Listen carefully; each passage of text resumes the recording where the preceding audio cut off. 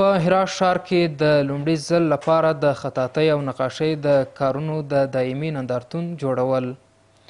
دا دایمي نندارتون په اختیارالدین کلا کې پرانیستل سو، کوم چې په هیواد کې یو له ډیرو لیدل سویو سیاحتي ځایونو څخه دی.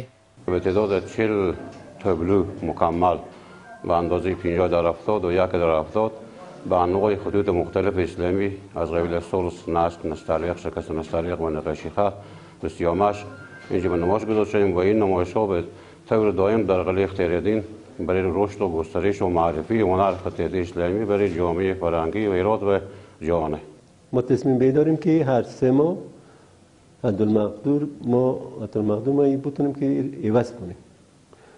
به دید اون گذاشته شده، کسایی که از داخلی و خارجی میان میتونن این آثار رو ببینن.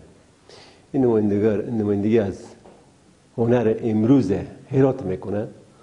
ما گذشته بسیار خوبی در هنر داشتیم، رنسانس شرق از هرات بوده و امروز هم جهان وقتی میایم خارجی ها میبینم که هنر هنوز در هرات زنده و فعالیت میکنه. امروز هم ما در ولایت هرات هنرمندان و خوشنویسان بسیار ماهر و زبردست داریم که نه تنها در افغانستان بلکه در سطح آسیا جوره ندارند. شماری از آثار از اینا در نمایشگاه‌های بین المللی که در آسیا برگزار میشه، آثار از اینا به نمایش گذاشته میشه. دوی همدارنګه په هرات کې د اسلامي امارت د مسؤلانو د ښې همکارۍ ستاینه کوي چې دا ځای هنرمندانو ته د لاسرسۍ وړ وګرځوي او د دوی د هڅونې یوه لویه نښه ګڼي.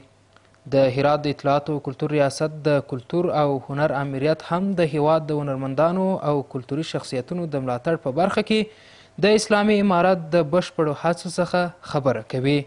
یقینا پالیسی مشخص و راهبرد معین وزارت اطلاعات و فرهنگ امارت اسلامی افغانستان نیز تأکید می‌ورزد بر حمایت از هنرمندان، فرهنگیان، ادبا و فضلای این کشور. دا باید په یاد ولرئ چې اوس مهال د اختیارالدین کلا هره ورځ د لسګونو کورنیو او بهرنیو سیلانیانو د شتون شاهده ده او د کلتوري کارپوهانو په وینا د نندارتون لپاره د دې ځای وقف کول په نړۍ کې د دې هنر په معرفي کولو کې مثبت اغیزه ولري.